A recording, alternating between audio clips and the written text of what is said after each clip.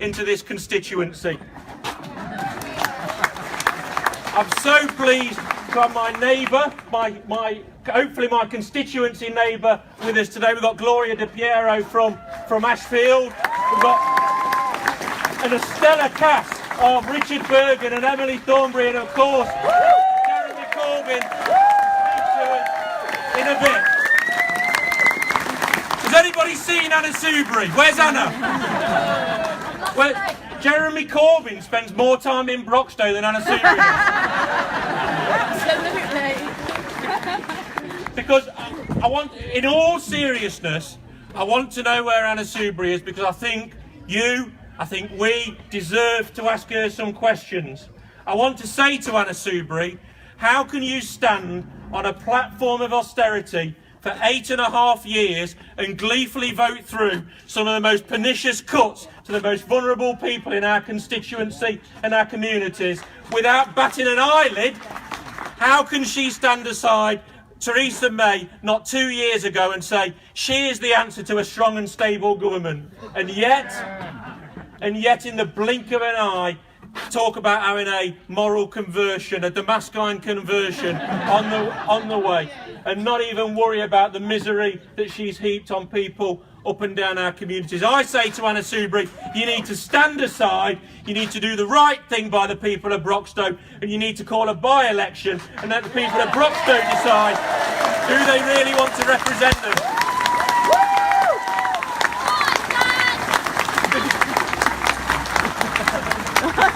I didn't pay her to say that, because that was my daughter.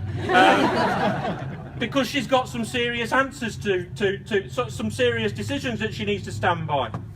For years, she was decimating the NHS, rolling out privatisation, cutting nurses' bursaries, demanding more and more from our brilliant doctors. And for years, we've said as a Labour Party, that ain't right.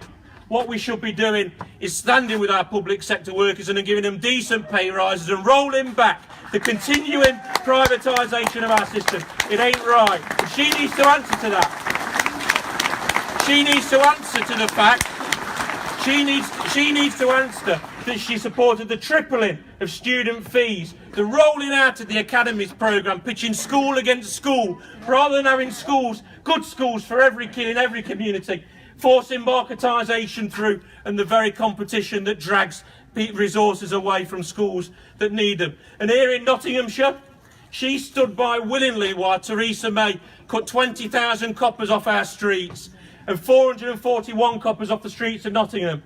And she said, oh, I don't mind about the antisocial behaviour problems that we have in areas of Broxtowe. I don't mind that there's rising crime. She was silent on the issue. And what we're saying under the Labour Party is we're going to reverse that. We're going to recognise the importance of community policing, and we're going to reverse those cuts and put 10,000 new coppers back on the beat for the communities that deserve them.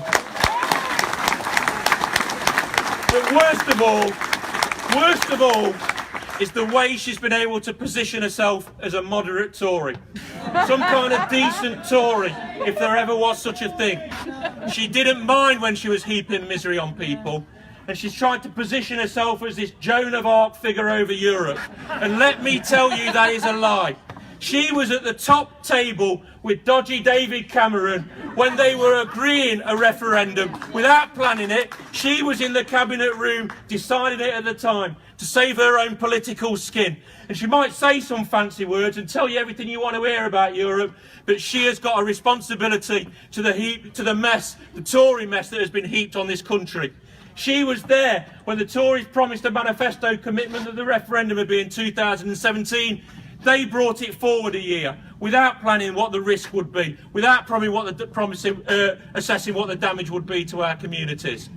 So what we need to do now in the Labour Party is unite the country. We've already had European leaders say they can deal with the seriousness of Jeremy Corbyn's propositions.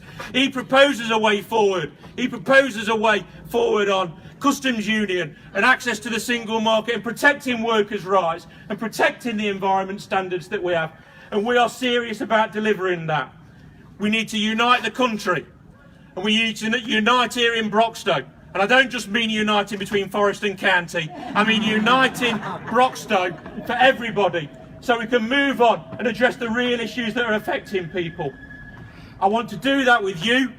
I want to do that with this brilliant Labour team, and I want to do that right now. I want to introduce Gloria, who's going to tell you about how we can take that fight to Ashfield as well. Thank you very much, everybody. Solidarity. Fantastic. Can we have another round of applause for Broxtowe's next Labour MP? And can I ask you also to give a round of applause to those fantastic council councillors, all women, standing over there. Welcome. And I hope you don't mind, but as the Ashfield MP, can I give a shout out to the people here from the Ashfield Labour Party, who I know are going to be going out canvassing this afternoon. So if you have ever been campaigning for Labour, give yourself a massive round of applause. Now then, did anybody watch Prime Minister's Question Time this week? Yes. Did you hear Theresa May crow about falling unemployment? I'll tell you what she didn't mention though, did she? She didn't tell you about the people that are going to work for their poverty. Do you know 60% of families in poverty are now in work? That deal that you go to work and you're not poor, this government has smashed that deal into 1,000 pieces. Today, people are working hard, often in more than one job, for their poverty. They are working hard for their poverty and their children's poverty, and it will take a Labour government to change that. And here's another figure for you which illustrates just how wrong this country is. Do you know a worker on an average wage, it would take 167 years to earn what a FTSE 100 boss will earn in just 1 year. Friends, we know there is no austerity in that boardroom, but we also know the experts have told us what is going to happen to child poverty. An extra 1 million kids into child poverty over the next few years because of this government. Now, this week might have been a difficult week for the Labour Party, but I'll tell you what, it's a breeze compared to those kids growing up in poverty. But, you know, there has been a few bad headlines this week, and I was suddenly longing for the days which a bad press day for Labour was Ed Miliband eating a bacon sandwich quite badly. But it has been a bad way, and I'm so disappointed that some of my colleagues have walked away from this. We're not. Good riddance. Jeremy never walked away from this party when things weren't going our way, because this is the only show in town for improving people's lives. But I'll say one thing, my friends, Jeremy and John, they were allowed to be Jeremy and John too.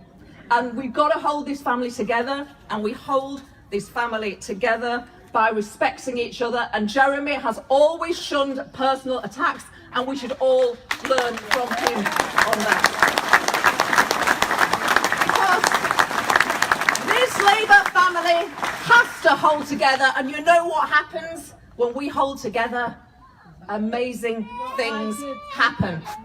A national minimum wage, Sure Start centres, 1 million kids out of poverty, maternity leave extended, maternity pay doubled, guaranteed paternity leave, 4 weeks paid holiday, 600,000 pensioners out of poverty, 50,000 more doctors, 100,000 more nurses, 14,000 more police officers, waiting times for operations halved, tripling the international aid budget, scrapping Section 28, civil partnerships, banning fox hunting, free entry to national museums and galleries. Friends, I could go on and on, but don't let anybody tell you it doesn't matter whether we've got a Tory government or a Labour government, because that is the difference.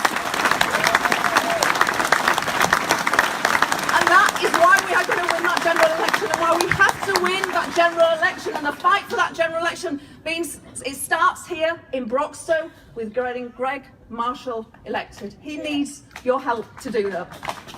So let's come together, let's discuss together, let's campaign together, but most importantly, let's win together. Thank you. Woo! Woo!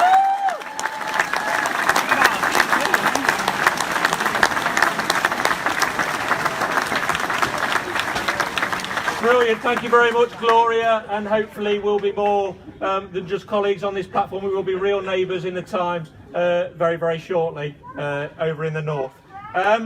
Sorry? Can I just introduce, please? Can I just introduce a good friend? Can I just introduce, please, a good friend of Broxtowe, the Shadow Justice Minister, Richard Bergen. Thank you very much.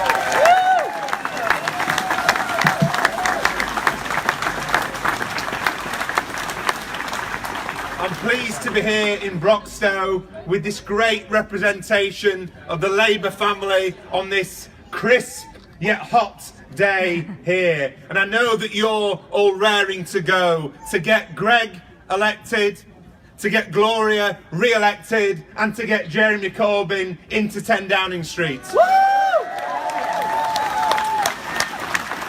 Over 100 years ago, socialists, social democrats and trade unionists came together to form the Labour Party, our party, as a vehicle to put those ideas for the different world that is possible into reality in government. And every Labour government since then has done wonderful things that we can all be proud of. The first Labour government in the 1920s built over 500,000 houses to deal with that housing crisis. In some ways, things haven't changed because, of course, we have a housing crisis now. And we all know that the greatest peacetime achievement in our country's history was also the greatest example of socialist principles put into practice, and that's the founding of our National Health Service by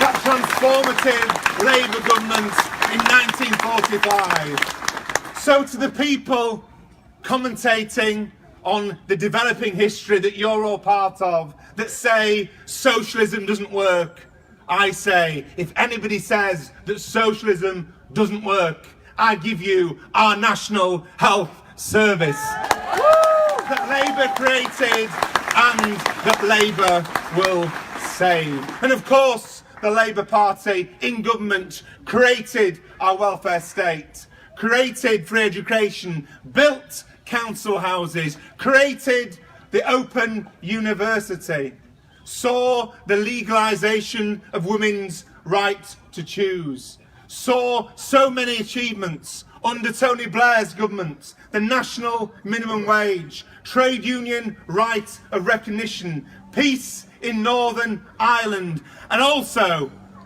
getting people into a situation where the waiting list had come down in our National Health Service, as Gloria explained earlier.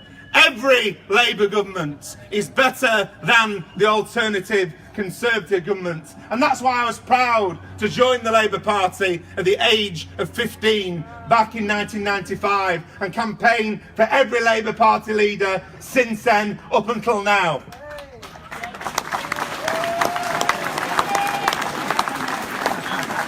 Of course, this week we've had developments.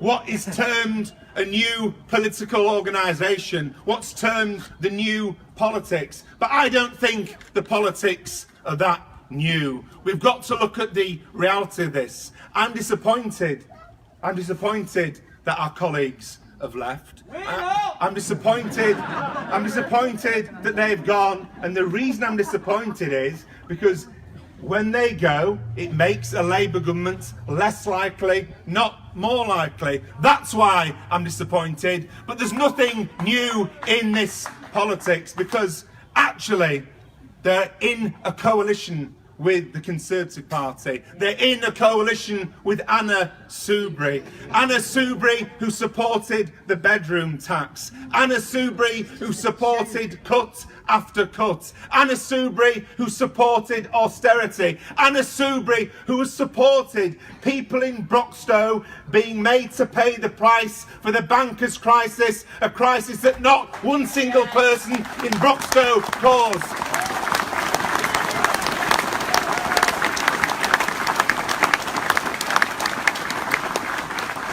So I urge everybody, including Anna Soubry, to do the right and decent thing. The reality is, these MPs no longer have a mandate. They no longer have the permission of their voters to continue to represent them in Parliament on that basis. So I say do the right, decent and democratic thing and stop blocking the right of your community to choose who represents them in Parliament and on what basis. That's not the new politics. Staying in Parliament, receiving the wages without the permission of the electorate. It's not new politics to set up this political organisation as a private company so we don't know what the donations are or anything else. That's not transparent, that's not new politics, that's a kind of old politics that turned people off politics. But the reality is that in government, and I believe we will get into government, we can make such a difference. We can be that transformative Labour government. The whole Labour team is united around that vision for the many, not the few. That vision that gained 3 million extra votes for the Labour Party at the last general election, that gained the biggest swing to Labour since 1945. That swing that took all the commentators and talking heads and people in the political establishment by surprise. For example, as Shadow Secretary of Justice, I'm looking forward to, as Jeremy's Secretary of State for Justice, ushering in a golden age of law centres across the country, including here in Broxtowe.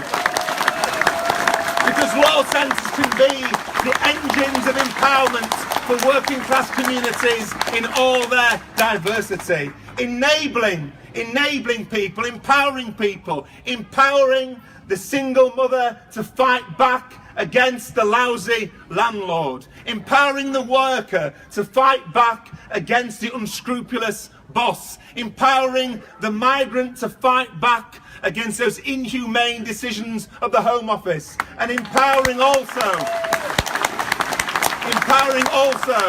those in receipt of social security and those who should be in receipt of social security to fight back against those rotten decisions by the Department of Work and Pensions.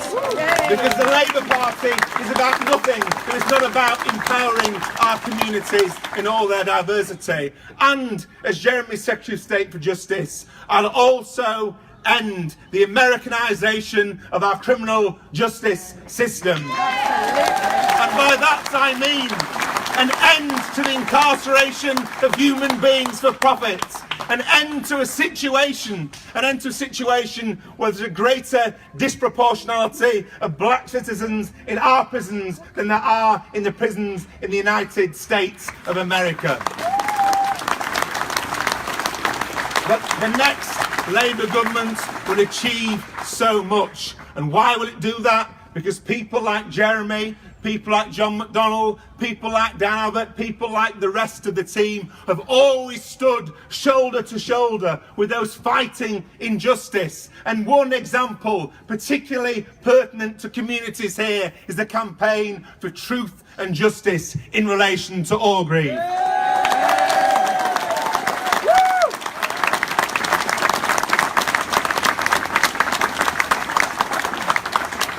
So, let's be united. Let's work together. And I must say this. I'm so disappointed in the colleagues that have left because I've explained why you should be.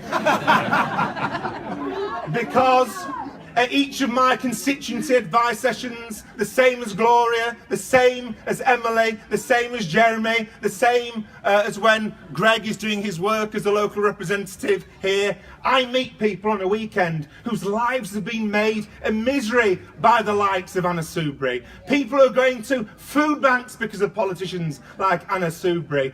People who are in overcrowded houses because of the policies of the government that Anna Soubry supports and still defends. So I don't know how those colleagues can look their constituents in the eye. Now they're standing shoulder to shoulder with those who have put them in this miserable position. But the next Labour government is going to achieve so much. When the Labour Party was founded by socialists, by social democrats, by trade unionists, it was founded as a socialist party, founded with a vision for a better society. And the next Labour government, like the Labour governments that have gone before, will not only make society better for those who create the wealth in our society and who keep things running and make our communities decent, we will also set about achieving a fundamental shift in wealth, power and control in favour of working people. It will be a truly transformative Labour government with Jeremy Corbyn as Prime Minister. It will make our society fairer. It will take on the establishment that wants to make the majority pay the price for the economic crisis that they didn't cause. The dreams of those who founded our Labour Party over 100 years ago are going to become a reality under the next Labour government, not only because of Jeremy, but because of you. Thank you very much.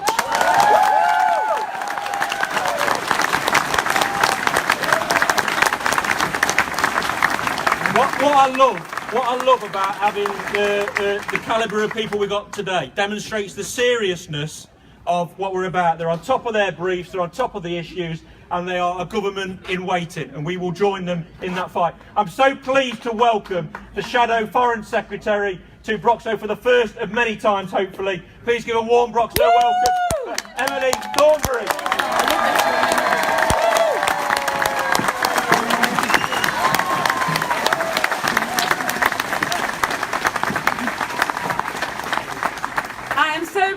And so proud to be here today with you.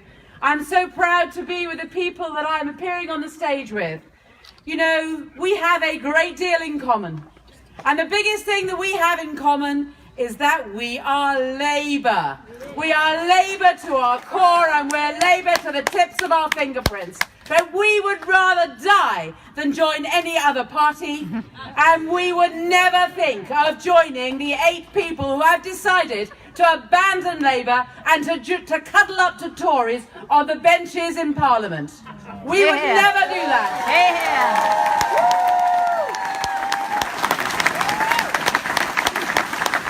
But you know, those 8 MPs also have something in common with each other. Now, be civil. Be civil. What they have in common is percentages. Let me tell you this, right? Every single one of those 8 seats in the 2017 election got a bigger percentage of the Labour vote than ever had been seen before. And 7 out of 8 of those seats had never had a larger Labour vote before. Now, why do we think that is? And if we were to add the votes, the additional votes of all those 8 seats, there were 65,000 more people who voted Labour in those 8 seats. Now, why is that? Why is that? It must have been really good. Do we think that it's all about them? Do we think so? I mean, you know, maybe Gavin Shuker got himself a new haircut. And maybe that's why he got 10,000 more votes in 2017 than he did in 2015 in Luton. Maybe Mike Gates got himself some new glasses. And that's why he got 10,000 more votes in Ilford than he had done in 2015. Or maybe Chucker had been to a new tailor. And maybe that's why he thinks he got 12,000 more votes in Streatham than he had 2 years before. Or Joan Ryan in Enfield, who had lost the seat before, who had won it just with a majority of 1,000 and now has a majority of 10,000. What happened? I'll tell you what happened. We changed our leadership. We changed our policies. We inspired hundreds of thousands of new people to get involved in the Labour Party. And we inspired millions more people to vote Labour. To vote Labour. And they now have the cheek to reject our new manifesto, our new activists and our new leader. And when it was our manifesto and our activists and our leader that gave them the huge majorities that they now have in their seats today. Those seats that they have betrayed by their actions.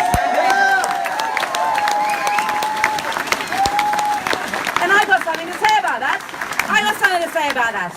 We reject their the way in which they're trying to divide us. We reject it. We reject their devotion to austerity. We reject the way in which they are colluding with the Tories like Anna Soubry, who we should be defeating, not cuddling up to.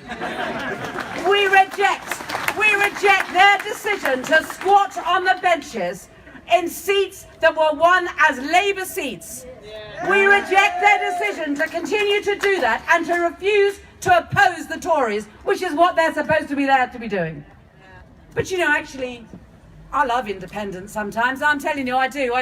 You know, let me tell you a story. So in 1981, there was an MP, his name was Michael O'Halloran, and he was the MP for a seat, a little seat you might have heard of, called Islington North. And he defected from the Labour Party and he joined the SDP. Well, they didn't like him, so he got chucked out of that. So he stood as an independent. And so in 1983, guess what happened? We got ourselves a real Labour candidate to stand in Islington North. And that real Labour candidate crushed the Tories, crushed the SDP, crushed the Independent by 11,000 votes.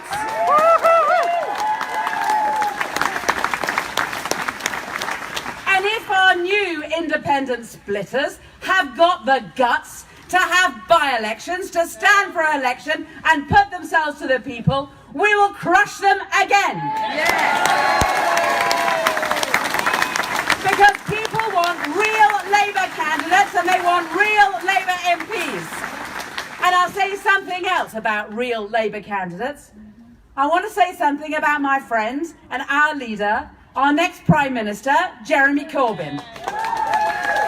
Now people say, how can he go around complaining about rebels when he was such a rebel himself? On the face of it sounds like a good point. But actually, the truth is this. And it's the truth about Jeremy, and it's the truth about John McDonnell, and it's the truth about Diane. They never split. They stayed in the party and they fight their corner. They fought their corner even when they had the ultimate test of the Iraq War. They didn't walk away. They stayed in the party and they fought for what they believed in. And why did they do that? Because they knew that a Labour Party divided means that we continue to have a Tory government on a permanent basis. And we cannot afford that. We cannot afford that in this country. You know, I used to think that Chris Leslie and Chukwuemeka were just naive.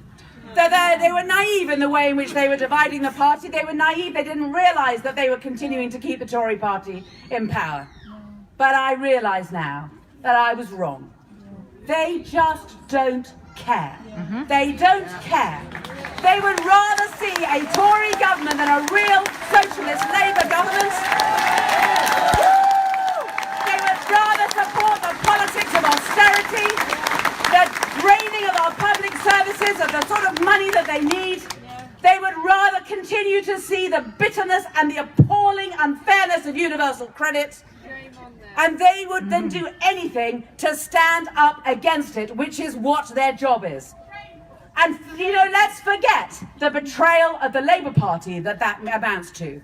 This is a betrayal of the British people. And this is a betrayal of the people of Broxtowe. We have to stay united and say to the independent group, we will not let you divide us. We will not let you distract us. We will not let you stop us winning seats like Broxtowe, because we are the future and you are the past. We are the many and you are the few. Just have the guts to call some by-elections, and we will stand real Labour candidates against you, and we will win. And we will win. Remember, comrades, we are the future and they are the past. Stand tall, stand firm, be proud. Our future is coming and it is coming soon. I introduce to you the next Prime Minister, Jeremy Corbyn.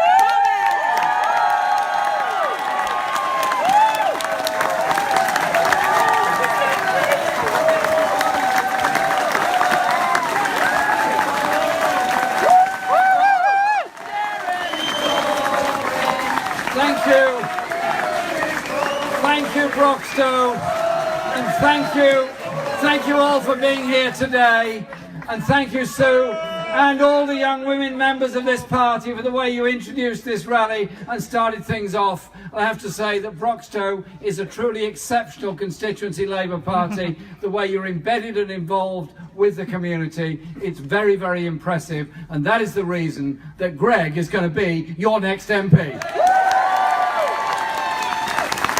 And I also say a big thank you to Gloria, to Richard and to Emily for being here today and for what they've said today in their contributions. Because Labour is a family, Labour is a cause, Labour for me is my life. And I'm very sad at people who've left our party. I really am. And I say this to them. In June 2017, I was elected on a manifesto. Emily was elected on a manifesto. Richard was elected on a manifesto. Gloria was elected on a manifesto. It was the same manifesto. A manifesto that promised to end austerity. A manifesto that promised to end student fees. A manifesto that promised to bring into public ownership rail, mail and water. It was a manifesto that was to be transformative to the lives of people of this country.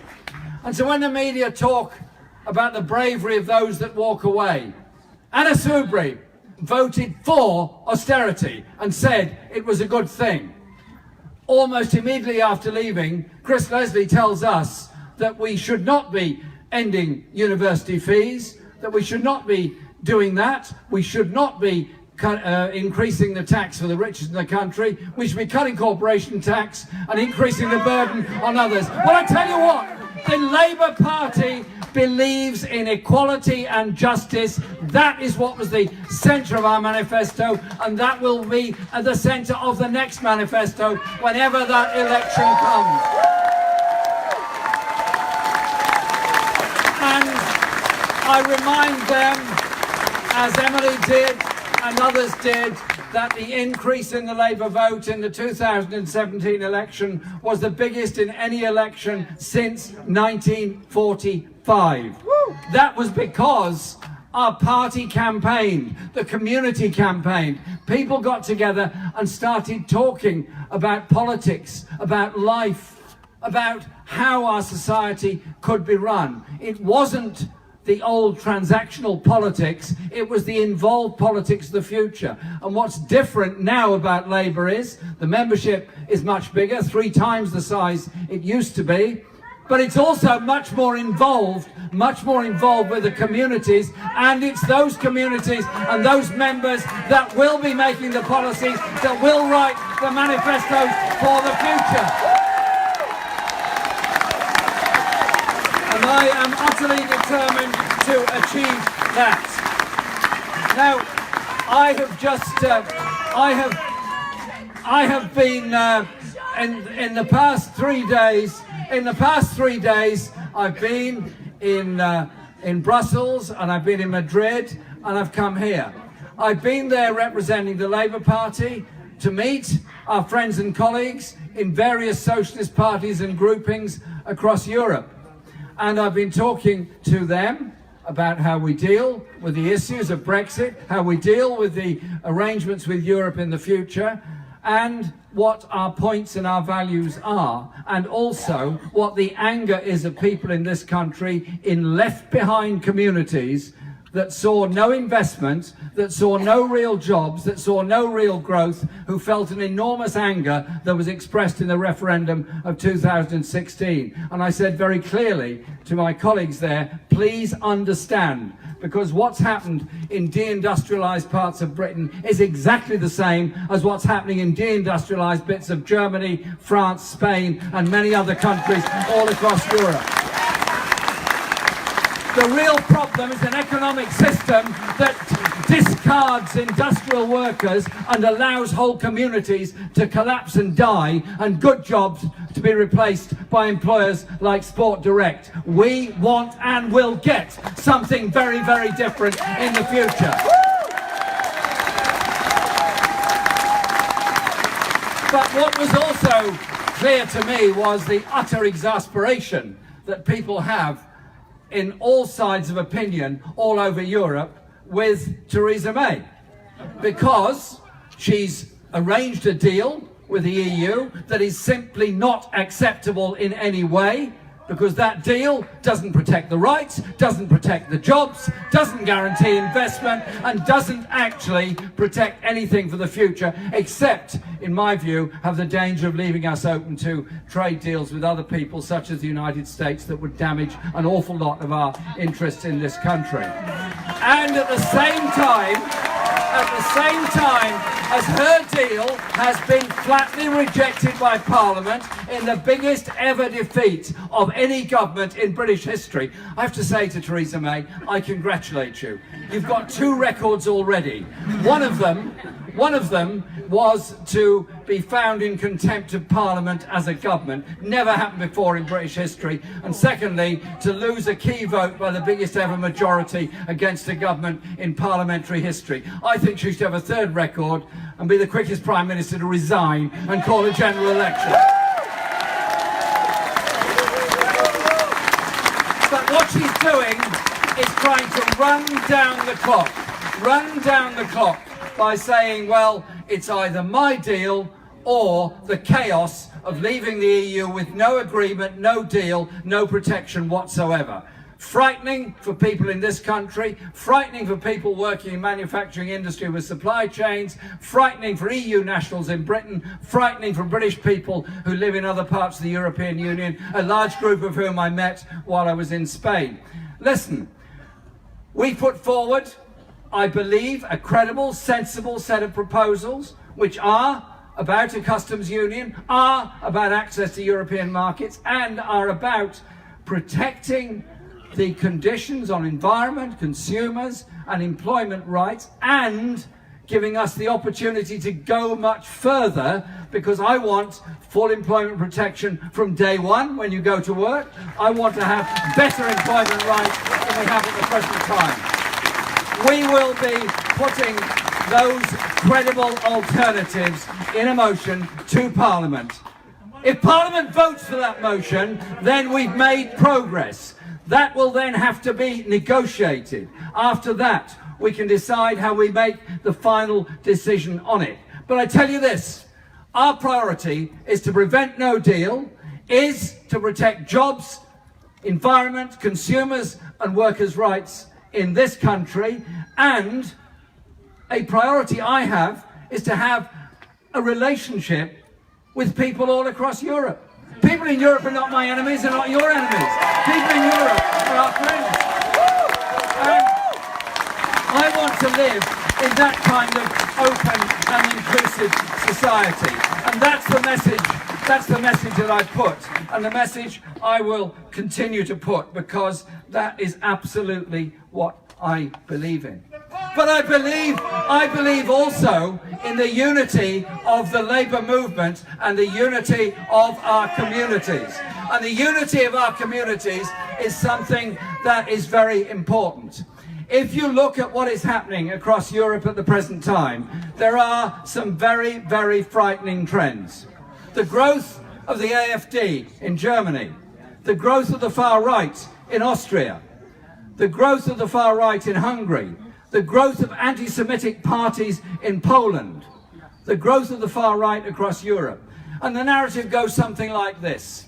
A populist politician turns up and a factory's been closed.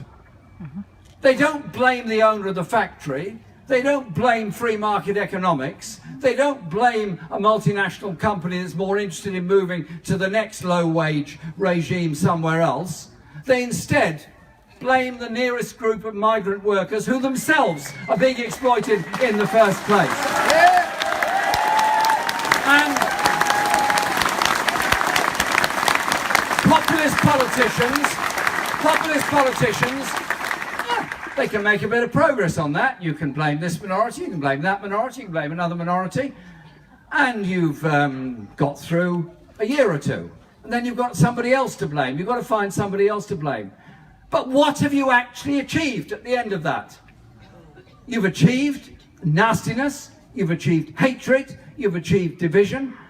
You haven't created a job, you haven't trained a teacher, you haven't built a school, you haven't got a new doctor, you haven't created anything at all. And so it is about the unity of what we achieve together and the way we challenge injustice and inequality in this country and indeed around the world.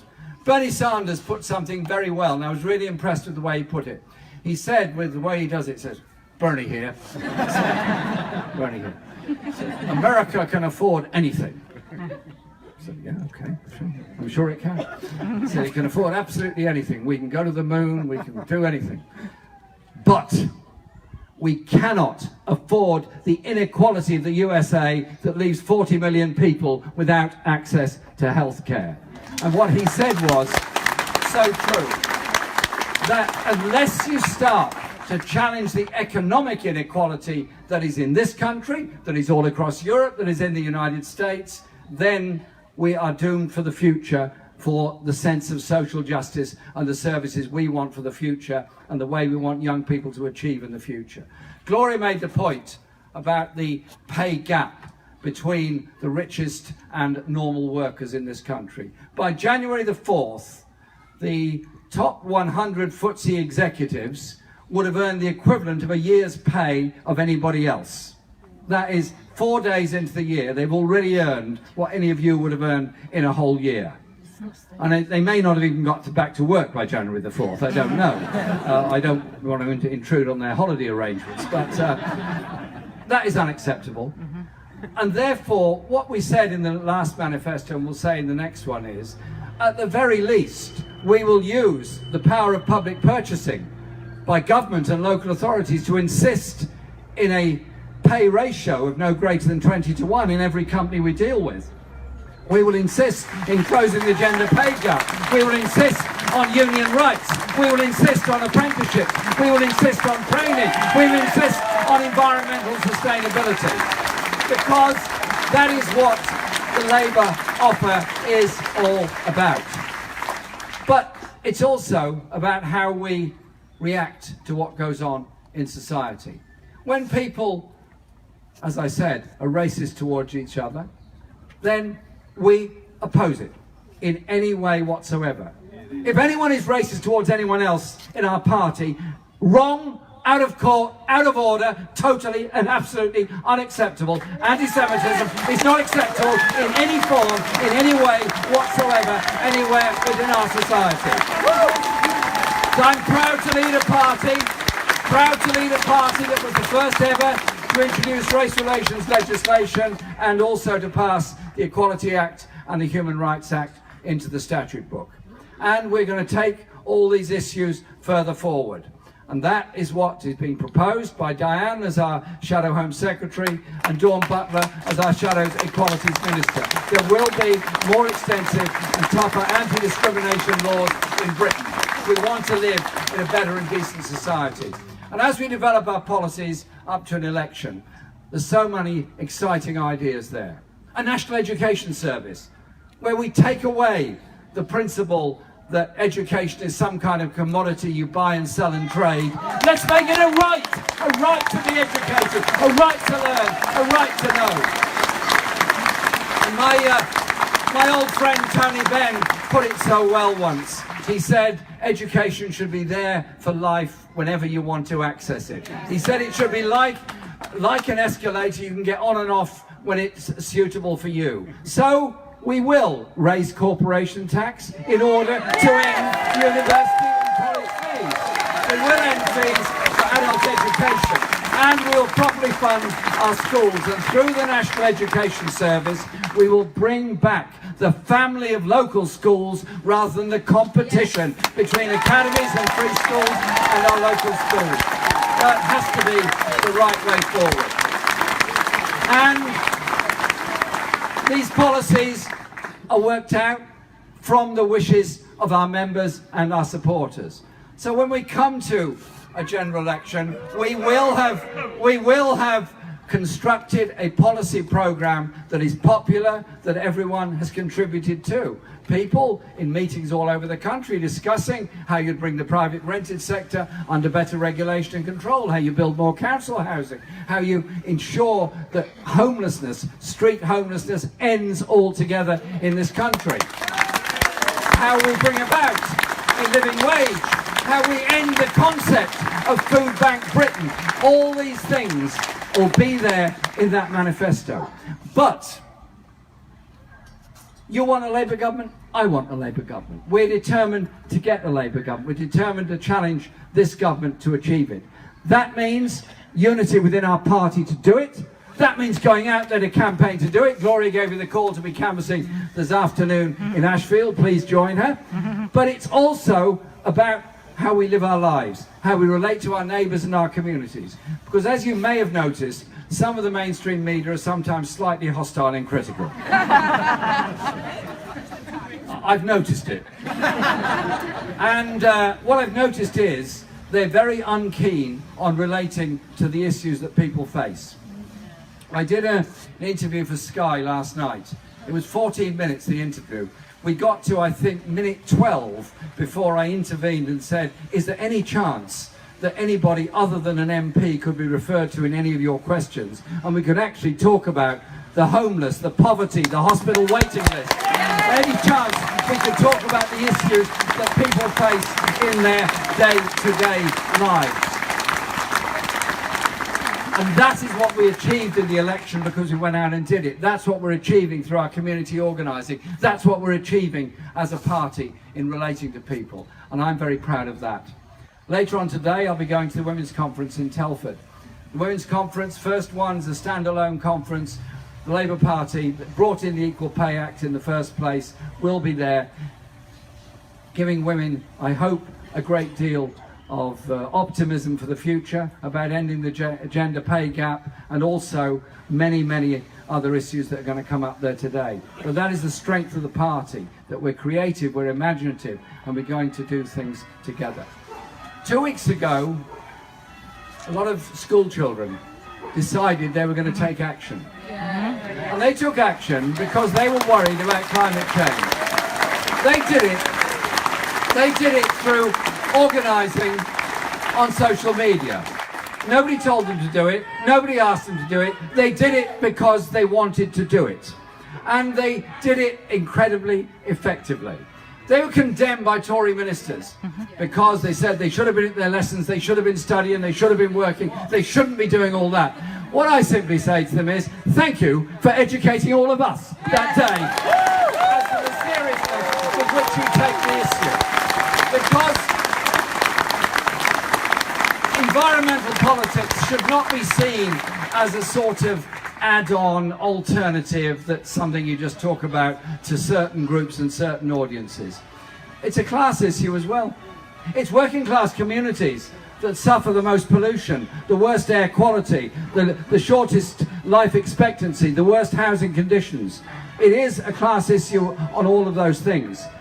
Climate change is obviously massive, and there's no escape from it. However rich you are, there's no escape from climate change, there's no escape from environmental degradation. And therefore it does require a change of attitude, it does demand a change of attitude, and we are the ones that are going to be and are demanding that change of attitude. And I intend to lead a government that will lead the way on that. In the way the last Labour government passed the Climate Change Act, we will go much further on that. We won't be hand-holding with Donald Trump to end the Paris Climate Change Accord. We will be seeking to strengthen it and also look at our environmental policies, our agricultural policies, our food policies for better sustainability, and our energy policies as well. But this is not a threat to anybody. Green energy jobs will grow, There could be 400,000 jobs created by a green energy industry, which is sustainable, good quality jobs, good employment. Technology is not the enemy of the environment. Smart use of technology is the friend and the protector of the environment. And that is the sort of strategy and policy we want to put forward. I just want to say this in conclusion. I want to say this to you. Our party has had an interesting few days. I've had a very interesting week in politics, and I'm obviously sad at some of the things that have been happened, and very sad at some of the things that have been said. But I simply say this: our movement grew out of the most unbelievable hardships of the 18th and 19th century. The way the Industrial Revolution brought farm workers living in poverty as farm workers into cities to live in poverty as industrial workers. They came together in adversity. They came together against the brutality of employers that did not want trade unions to be formed. They came together in adversity to support each other through friendly societies and social clubs. From that whole tradition of working class solidarity grew the trade unions, grew the socialist movement, grew the Chartists, grew so many other fascinating and strong movements, the pioneers of our movement. Those pioneers led the way, and eventually the TUC was founded, eventually the Labour Representation Committee came, eventually the Labour Party was founded, and we stood for election, and we fought, and sometimes we won and sometimes we lost, but we made progress. And it was Labour that brought about the National Health Service, Labour that brought about council housing, Labour that brought about equality and human rights legislation, Labour that achieved so much. Walking away from our movement achieves nothing. Not understanding where we've come from is a very bad mistake, because when people come together in a grouping, a community like the Labour Party, there's nothing we can't achieve together for everybody. I do not want to live in a country where we allow racism to thrive, where we allow discrimination against women to continue, where we allow street sleeping to continue, where we allow these desperate levels of poverty to get worse and worse, while the very richest do better and better. I don't want to live in a country that invests hardly anything in the East Midlands compared to what it does in London and the South East. I don't want to live in a country where the Tory minister says to the Mayor of London, who's trying to build more council homes, the big mistake is you're not building enough luxury flats. Sorry, we're overdone with luxury flats. We need houses and flats for people across the whole country. Our party stands for those things. I was just given a letter here as I came in from a young woman, Isabel, aged 7. Dear Jeremy, I've come to see you because I want everything to be fair for everyone, the same as you. Isabel gets the message. Isabel understands what socialism and social justice is about. So,